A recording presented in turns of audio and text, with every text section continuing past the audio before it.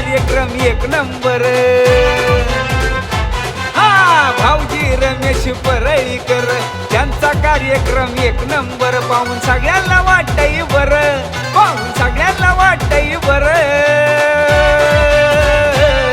पुन्हा एकदा आपला होम मिनिस्टर, पुन्हा एकदा आपला होम मिनिस्टर, पुन्हा एकदा आपला होम मिनिस्टर।